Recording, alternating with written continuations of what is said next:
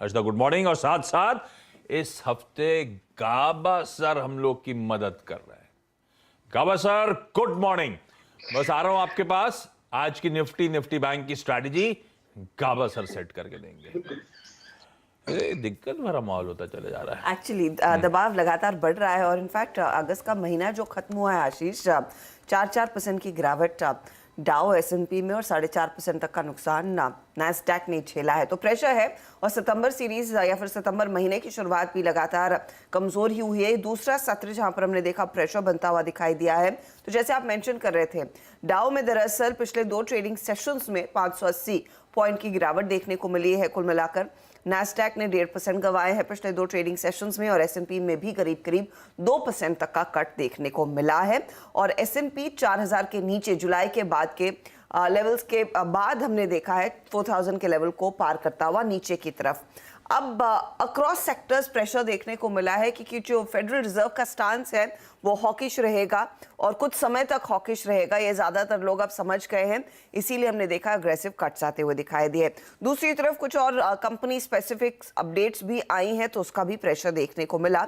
लेकिन आपको याद होगा हम ट्यूसडे को बातचीत कर रहे थे कि जो वोटिंग प्रेसिडेंट मेंबर है फेडरल रिजर्व की जो मेंबर है क्लीवलैंड वाली लोरेटा मेस्टर, उनका बयान आना था और लोरेटा मेस्टर ने भी कहा है कि दरअसल जो बेंचमार्क रेट्स है वो लगातार बढ़ते रहेंगे, कुछ समय तक ये स्टांस फेड का जारी रहेगा और उनका अंदाजा है कि अगले साल तक दरअसल 4% के ऊपर ये रेट्स जाते हुए दिखाई देंगे। तो इस बयान के बाद ऑफ कोर्स नर्वसनेस और बढ़ी कि क्लियरली जो स्टांस है वो यही रहने वाला है, उसमें कोई बदलाव नहीं देखने को मिलेगा। न्यूयॉर्क के जो फेड प्रेसिडेंट है जॉन विलियम्स, उन्होंने कहा कि अब कुछ और रिस्ट्रिक्टिव पॉलिसी देखने को मिलती हुई दिखाई देगी डिमांड को स्लो डाउन करने के लिए। तो ये दो जो बयान आए हैं जेरोम पावल की उस भाषण के बाद जो फ्राइडे को हमने सुना था, तो क्लियरली वो सेंटिमेंट बिगड़ा हुआ है। अब देखिए सेक्टर्स जो पिट रहे हैं, एक तो अक्रॉस द बोर्ड हमने देखा है कंजम्पशन थीम पर प्रेशर बना हुआ है। इसके अलावा एनर्जी काउंटर्स, मटेरियल्स, इंडस्ट्रियल्स, इनमें दबाव बनता हुआ दिखाई दिया था ट्यूसडे के सत्र में। कल हमने देखा एनवीडिया के स्टॉक में भारी गिरावट, 4% टूटा।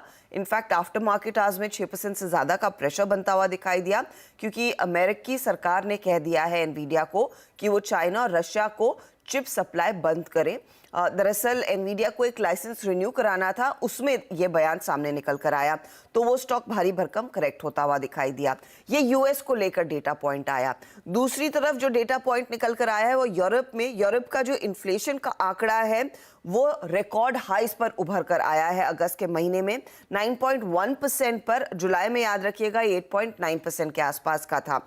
तो वहां पर हमने देखा प्रेशर बनता हुआ दिखाई दिया और खासतौर से जर्मनी जो सबसे मजबूत इकोनॉमी है यूरोजोन की, वहां पर स्लो डाउन देखने को मिला है। इसीलिए बातचीत अब और बढ़ गई है कि दरअसल यूरोजोन एक रिसेशन में उतरता हुआ दिखाई देगा। ऐसी स्थिति में प्रेशर और बढ़ने वाला है ईसीबी पर जब वो मिलेंगे रेट हाइक्स पर बातचीत करने के लिए। गैस प्राइसेस हम बोल रहे थे कि ध्यान में रखने चाहिए। गैसप्रोम में एज एक्सपेक्टेड जो सप्लाई है नॉर्थ स्ट्रीम 1 का वो रोक दिया है। 3 सितंबर तक सप्लाई नहीं होगी, उसके बाद कितनी बहाल होती है सप्लाई देखना होगा, किस परसेंटेज में वो शुरू करते हुए दिखाई देंगे वो देखना होगा। ये भी सेंटिमेंट को बिगाड़ रहा है यूरोप के पर्सपेक्टिव में।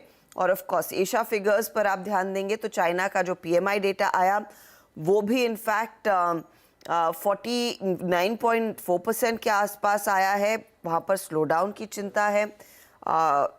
कोविड के केसेस फिर से बढ़ते हुए दिखाई दे रहे हैं तो लग ये रहा है कि शायद कुछ और कोविड रिस्ट्रिक्शंस आ सकते हैं, उससे कच्चे तेल में भी एक रिएक्शन बनता हुआ दिखाई दिया है। तो एक एक करके कड़ियाँ जुड़ती जा रही हैं और क्लियरली जो ग्लोबल आउटलुक है वो दरअसल नेगेटिव हो चला है। लेकिन हाँ, कच्चे तेल का गिरना और $95, $96 के बीच आना वो हमारे लिए शायद एक पॉजिटिव रह सकता है, लेकिन हम कितना